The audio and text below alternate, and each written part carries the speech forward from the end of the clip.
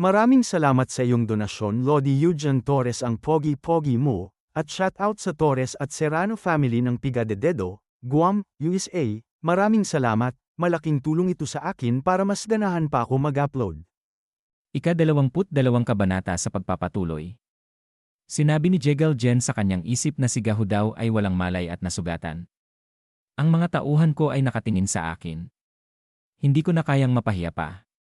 Mabilis na sumugod ito at sinabi pa sa kanyang isip na atakihin daw niya siya ng kanyang buong lakas.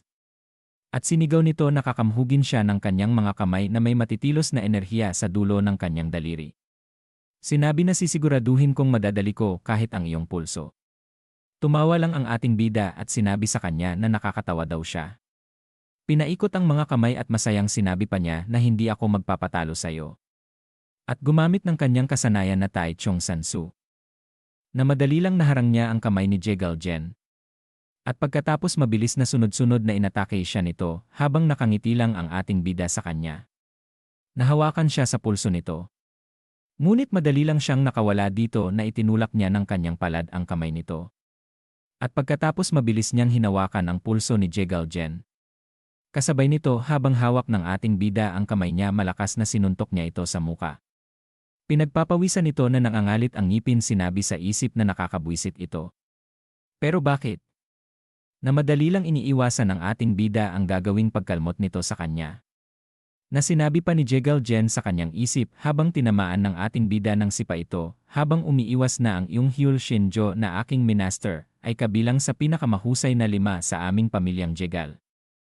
Pero, hindi ito umepekto sa kanya.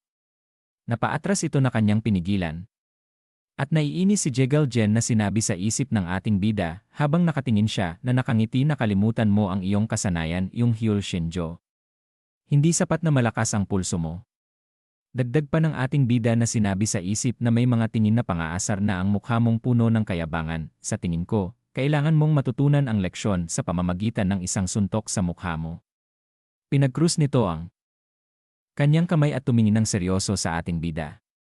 Nangangalit ang mga ngipin at naghanda ng enerhiya sa mga kamay na sinabi na palalakasin ko ang aking ki gamit ang Sochum Shingong at itutuon ang lahat sa kanang kamay ko. At itinira niya ito sa ating bida habang sinasabi sa kanyang isip na lamunin daw niya ito, ang kanyang huling atake. Ngumiti ang ating bida at nilagyan din ang kanyang kamay ng enerhiya. At pagkatapos sinalubong niya ang ginawang atake ni Jegal Jen na nagkatamaan ang kanilang mga palad. At pagkatapos isang malaking pagsabog ang makikita. Habang kumalat ang usok sa paligid nag-aalalang sinabi ni Chonwo na napasigaw ng sasok. At sinabi niya kay Chongsang na sahyong ano daw ang nangyari sa kanilang sasok. Nanlaki ang mga mata nito at sinabi na Chonwo. Ang sahyong ay tumutukoy sa isang nakatatandang tao na may posisyon na katumbas ng sa kanya. At sinabi niya habang nakita niya na napaluhod ang kalaban ng ating bida na ang kanilang sasok daw ay nanalo. Na nakangiti ang ating bida na pinagmamasdan niya ito habang mabilis na inalalayan ng kanyang mga tauhan. At tinanong nila ito na kung ayos lang daw ba siya. Naiinis na hindi makapaniwala ito at napasabi sa kanyang isip na wala daw siyang pag-asang manalo laban sa kanya. Lumapit ang ating bida at sinabi niya na hindi na daw masama ang labang iyon. Natumingin sa kanya ito na pinagpapawisan na naiinis.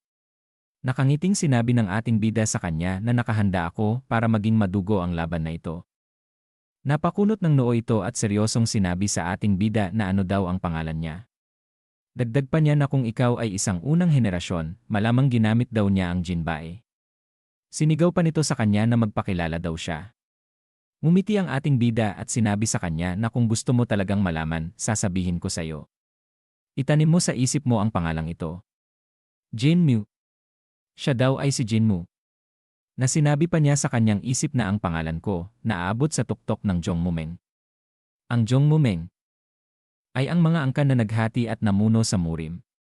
Tumayo ito habang sinasabi na Jinmu. Na naiinis niyang tinanggal sa pagkahawak ng nag-aalalay sa kanya na ikinagulat ito. Tumingin ito sa kanya habang sinasabi niya na magkikita pa daw silang muli. At pumikit nitong sinabi na umalis na daw sila. Tumugon ang mga alalay nito na okay po sir. Sumigaw ang ating bida mula sa kanilang likuran na masyado daw naman silang nagmamadali. At itinuro ang nasa likod niya na nawasak at ang may-aring umiiyak na sinabi niya na wala daw ba siyang mga mata. Bakit hindi daw siya tumingin sa paligid niya? Dagdag pa niya na ang lahat daw dito ay nasira. At ang sikat daw ba na disipulo ng Jegal ay aalis lang matapos magdulot ng malubhang pinsala sa ari-arian ng isang inosenteng mamamayan. Napakunot ng noo ito na naiinis na tumingin sa ating bida at sinabi sa kanya na tungkol sa restaurant. Makikipag-ugnayan ang pamilya Jegal. Hindi ito isang bagay na dapat mong alalahanin. Na sinabi sa kanya ng ating bida na paano naman ang pinsala na ginawa mo sa amin? Napasabi ito na ano? Namuti ang mga mata nito nang sabihin sa kanya ng ating bida na kumakain lang kami ng pagkain hanggang sa kayo ang nagsimula ng away. Kaya naman mga bayarin para sa karne. Mga bayarin para sa inumin. At mga bayarin para sa serbisyo ko sa pakikipaglaban sa inyo ay babayaran mo. Na napasabi na lang ito na ano? Dagdag pa ng ating bida sa kanya na ito ay lumapit at suminyas ng pera sa kanya na hindi naman ito masyadong masama para sa iyo, di ba? Tiyak na mayaman ka naman. Natahimik ito sa kanyang narinig. At ilang sandali na kasimangot siyang sinabi na ginaganso ba ako niya. Dagdag pa niya sa isip habang binigyan siya ng isang supot na pera na wala na akong sapat na lakas para makipagtalo sa kanya. At sinabi na kunin daw niya ito at umalis na. Masayang sinalo naman ito ng ating bida at sinabi na ito daw ay mabigat, talagang napakabigat. At napabuntong hininga siya nang tiningnan niya ang pera na binigay sa kanya na napasabi. Na ano, puro pilak lang. Wala ka bang ginto? Mas mukhang mahirap ka kaysa sa inaakala ko, di ba? Na nainis na naman ito sa kanya na sinabi na ikaw. Tumalikod na ito sa kanya na sinasabi na aalis na daw siya. Hinawakan niya ito at sinabi na hoy. Saglit lang. Na naiinis itong tumugon na ano na naman daw ngayon. Itinuro niya si Gahu na walang malay na nakahandusay sa sahig sinabi ng ating bida na wala daw naman. Pero, dapat isama mo rin yung lalaking may bigote. Tahimik lang nagalit na tumingin ito sa kanya. At pagkatapos sinabi nito na hindi ko kailangan ng mga bigo. At nagpatuloy na ito sa kanilang paglalakad na may seryosong reaksyon ng mga muka. Hindi makapaniwala ang ating bida na napasabi sa kanyang isip na ha. Alam ko nang bastos siya at walang hiya, pero higit pa roon. Natalo rin siya sa akin. Mas masahol pa siya sa akin, talagang napakasahol. At lumipas ang ilang sandali na makikita ang dugo na bumabagsak sa sahig. Napaluhod ito sa sahig at napakapit sa pader na nag-aalalang sinabi ng alalay nito sa kanya na ayos lang daw ba siya. Mabilis na hinawi ang kamay ng kanyang alalay at sinabi sa kanila na huwag daw nila siyang hawakan. At naiisip pa nito ang mga nangyari at sinabi sa isip na sa sandaling nalantad ako sa kanyang aura field, nasira ang aking bituka. Pero kahit papaano, hindi ako nagsuka ng dugo sa harap niya. Dagdag pa nito na akala ko isa lang siyang batang lobo, pero sa totoo lang. Isa siyang tunay na anak ng tigre. Sang anak na may matatalim na pangil.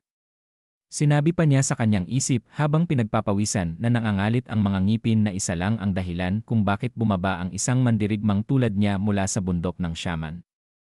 Ang pamilihan ng Dangangu. Kung bumalik ang pamilihan ng Dangangu sa mga Shaman, magdaranas ng hindi masukat na pinsala ang angkan ng Jegal. At tinawag niya si Gilpyong. At agad itong tumugon sa kanya na isinuntok ang kamao sa palad at sinabi na ano daw po iyon sir. Sinabi nito sa kanya na umupa ng isang tao upang lihim na sundan si Jinmu.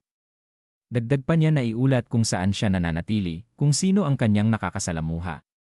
Gusto ko ang bawat detalye. Tumugon ito na okay daw po sir. Pinunasan ang dugo sa kanyang bibig at sinabi pa ng mga shaman. Sinusubukan niyo bang magdulot ng panibagong kaguluhan? Pero wala ni isa sa mga plano niyo ang mangyayari ayon sa gusto niyo. At pagkatapos sinabi niya habang makikita ang buwan sa langit na tapos na ang lakad ko. Balik na tayo. Tumugon ang mga ito na okay po sir. At dito na po nagtatapos ang ika-22 kabanata.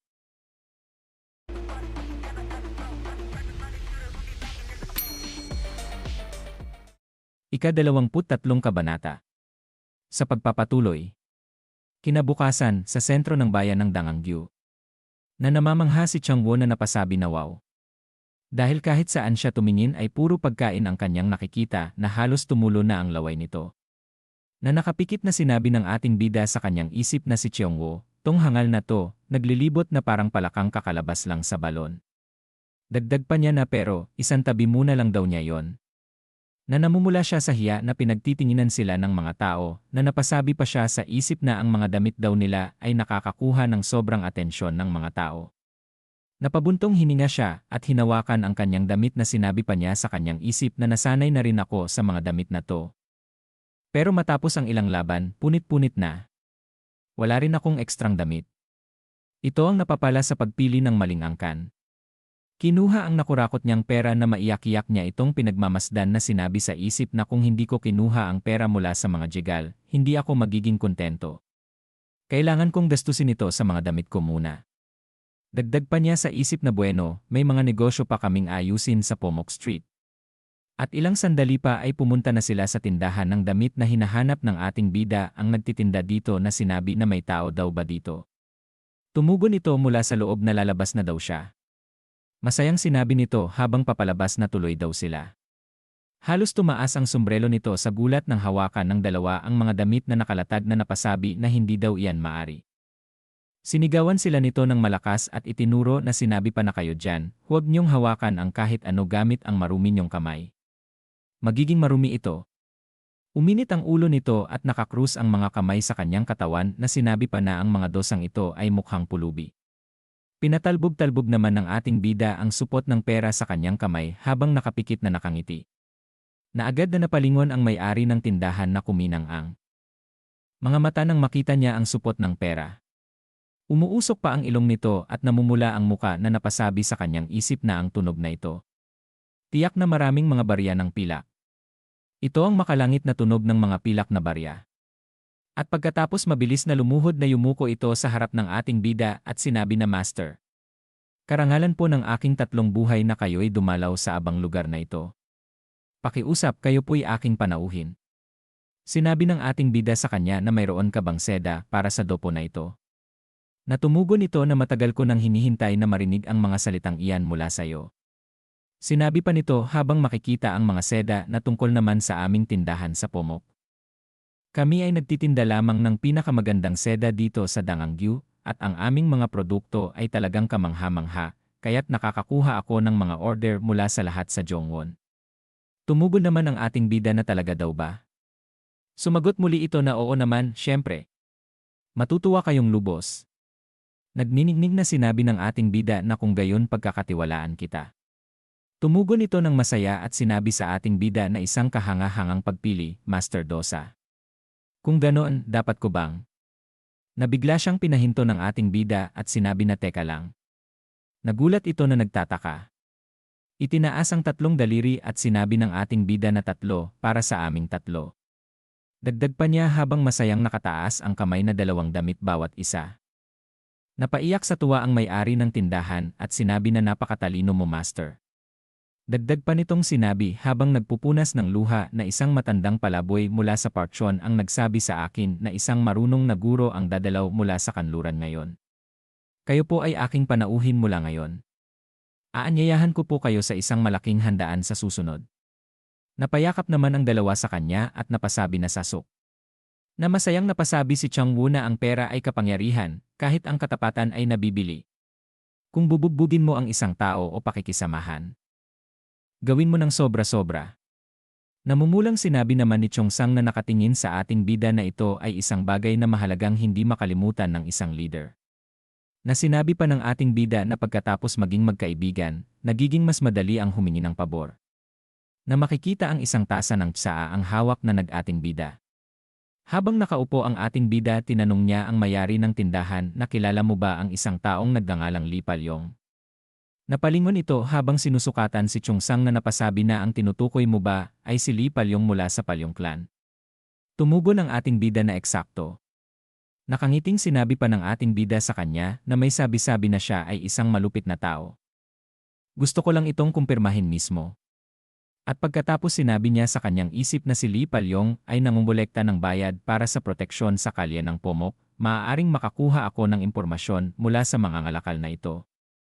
Dagdag pa niya sa isip habang naiisip ang mga bandido na magbabayad ka sa kapangahasang pagtangka sa akin sa harap mismo ng bundok ng Shaman. At kailangan kong alamin kung sino ang nasa likod nito. Sinabi nito sa kanya habang patuloy sa pagsusukat sa braso ni Chongsang na maraming tao ang nagtatanong tungkol sa kanyang kinaroroonan nitong mga araw. Nagulat naman ang ating bida nang marinig niya ito. Dagdag pa sa kanya ng may-ari ng tindahan na kahapon, may mga mandirigma mula sa Wugadyang na naghahanap din sa kanya. Mukhang may malakihang iligal na gawain siyang ginagawa. Na napasabi ang ating bida na Wugadyang. Tumugon ang may-ari sa kanya na oo. Na sinabi ng ating bida sa kanyang isip na sino naman daw sila ngayon? Sinabi ng may-ari sa kanya na sinusukatan naman ang binti ni Chongsang na ang mga mandirigma ng Wugadyang ay nagpapatrolya rito simula kagabi. Pero mukhang magaling siyang magtago, wala silang nahanap kahit isang bakas. Napaisip ang ating bida na nakatingin sa tasa na sinabi sa isip ng mga walang hiyang Wugadyang. Paano ninyo? Nagawang pag-interesan ang aking biktima. Dagdag pa niya na ang pangunahing layunin ko ay mahuli si Li Palyong. Masayang umalis na sila sa tindahan na masayang sinabi ng ating bida na kapag handa na ang mga damit, pakidala ito sa Chongyang Trading Center. Yumuko ang may-ari na sinabi na okay po master. Dagdag pa niya na naway maging matagumpay ang misyon mo sa pagdakip kay Li Palyong. Makikita ang agila na lumilipad sa itaas ng Dangangu Jegal Palace. Na isang boses ang mapapakinggan na sinasabi na shamans. Tumugon ang kausap nito na oho. Na sinabi ni Jegal Jen na dumating sa Bangchonyon si Jinmu, isang unang henerasyong disipulo ng shaman, kasama ang dalawa niyang pangalawang henerasyong disipulo. Napasabi ang nasa harapan nito na Jinmu. Wala pa akong narinig tungkol sa kanya. At pagkatapos ibinaba nito ang panulat sa lamesa. At napapikit ito ng isang mata at napasabi pa na anong klaseng tao siya. Ito pala ay ang Dangangu Family Clan Master na si Jegal Murin. Nakayukong sinabi nito habang nakatingin dito na isa siyang batang tigre kahit papaano. Tumugon ito habang makikita ang labi na isang batang tigre. Tumayo ito mula sa upuan na nagagalit na sinabi na nangangahulugan ba ito na hindi mo kayang talunin kahit isang disipulo ng shaman mula sa unang henerasyon. Mabilis na yumuko ito at sinabi na pinadala ko si Bangahu upang subukin sila. Dagdag pa niya na matagal ng halos 10 taon mula nang lisanin ng mga shaman ang kanilang pugad. Kaya naisip kong subukan sila. Nakatingin ng matigas sa kanya si Jegal Murin habang sinasabi pa sa kanya nito na patawad. Naglakad ito habang sinasabi na kaya hindi mo sila mismo nilabanan. Hindi natin pwedeng ipahiya ang sarili natin sa harap ng mga shaman sa anumang paraan. Nakayuko pa nitong sinabi na masusunod po. At pagkatapos sinabi niya sa kanyang isip na buwisit. Hindi ko maaaring ihayag na ako ay nagapi nila. Dagdag pa niya na kailangan daw niyang ibahin ang usapan. Na sinabi nito na nagpadala ako ng mga espiya. Para sundan sila at nakuha ko ang ulat na papunta sila sa Chongyang Trading Center. At mukhang naging magkakampi sila. Napatingin ito sa kanya at sinabi na ano? Chongyang. At pagkatapos malakas itong tumawa na ikinagulat nito na nagtataka. Napakapit ito sa kanyang tiyan habang patuloy sa pagtawa na sinabi pa na narinig ko na nalulugi na ang mga shaman pero hindi ko inasahan na mababaliw rin sila. Nakikipag-alyansa sa Chongyang Trading Center. Nakikipag-alyansa sa mga smuggler na tinatawag ang sarili nilang mga ngalakal. Nagulat ito sa kanyang narinig at napasabi na ano. Hindi ba ibig sabihin nito na sangkot ang mga shaman sa smuggling? Nakapikit na sinabi nito sa kanya na hindi naman sa ganun. Marahil nagkasundo sila ng walang kaalam-alam. Paano malalaman ng mga shaman na humiwalay na sa mundo ang mga kaganapan? Napaisip ito habang sinabi pa sa kanya ni Jegal Murin na may iba pa bang dapat iulat. Na sinabi nito sa kanya na meron pa isa. Kahina-hinala ang kilos ng dosa nang dumating siya sa Chongyang Trading Center. Kumain siya ng karne at uminom pa. At medyo sakim rin. Muling umupo ito sa bangko at sinabi na nakakahiya naman. Parang malapit nang bumagsak ang mga shaman. Dagdag pa nito na may iba pang nakakuha ng atensyon ko. Sinabi nito na nakita ko si Jobang, ang mandirigma ng Wugadyang, sa Bangchonyon. Hindi ko ito naisip noon pero para bang minamanmanan nila ang mga siyamang dosa. Muli na naman itong napatingin ng seryoso at sinabi na Wugadyangs at mga shaman. Napaisip ito at sinabi na hindi ba sangkot ang anak ng Wugadyang sa mga shaman. Tumugon sa kanya ito na oo, ang tawag sa kanya ay Jinhei. Sinabing muli ni Jegal Murin na tama, Jinhei. Pero ang dosa na bumibisita sa Chongyang Trading Center ay tinatawag na Jinmu. Habang nag-iisip pa ito tinutoktok niya ng daliri ang lamesa na sinasabi na Jinhei Wugadyang. Chongyang Trading Center. At napatigil ito sa pagtuktok ng lamesa ng maisip niya at sinabi na yon nga. Nakangisi ito at sinabi na isang linta na dapat. Sumisipsip lang ng dugo ng baka ang nagtatangkang lamunin ang buong baka mismo. Dagdag pa nito na hindi alam na mapupunit ng pira-piraso ang bibig nito. Ito ay isang alternatibong paraan ng pagsasabi ng sinusubukan kainin ang higit sa kayang nguyain. Nanlaki ang mga mata nito sa bigla nang marinig pa niya na ano ang gagawin ko ngayon. Kahit pa maging may-ari ng mga shaman ang hangal na yon, wala akong pakialam. Na sinabi nito sa kanyang isip na isang langaw na sumisipsip ng dugo ay magiging may-ari ng shaman. Ano ang ibig niyang sabihin? Tinawag niya ito at sinabi na Jen at tumugon ito at sinabi na bakit po. Seryosong sinabi nito na itatalaga ko sa iyo ang 20 mandirigma ng Changwaday. Kaya bantayan mo ang dosa na yon. Ayos lang sa akin kung mamatay sila sa isang tangkang pagpatay, pero kung masangkot sila sa mga iligal na gawain, hulihin mo sila mismo at dalhin mo sila sa akin. Dagdag pa nitong sinabi sa kanya na makikita ang muka na magagawa mo ba ito. Napangiti ito ng bahagya ng kakaiba at sinabi na ganito kabilis. At sinabi nitong nakatungo sa isip na sino ang mag-aakala. Dumating sa akin ang pagkakataon ng ganito kabilis. Ang Changwaday, nagtatalaga lamang ng mga mandirigma sa pinuno ng pamilya, ang Panginoon ng Angkan, at ang pinakamalakas sa Jegal Bunga. Hindi kailanman itinalaga ang mga mandirigmang ito sa iba, at ibig sabihin nito. Nais niyang ipadala ang mensahe sa mga shaman na huwag nang muling pumasok sa dangangu. At ibig sabihin din nito na may tiwala sa akin ang aking ama.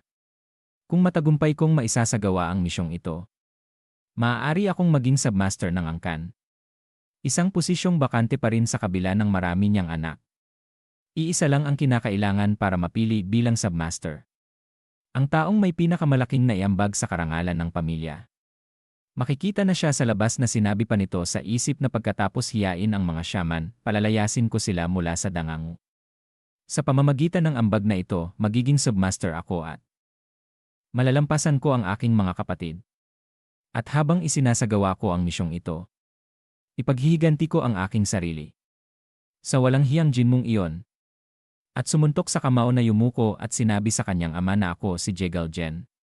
Hindi ko kayo bibiguin. Napangiti ang kanyang ama na si Jegal Murin na sinabi sa kanya na mabuti, maniniwala ako sa iyo. At dito na po nagtatapos ang ika-23 kabanata.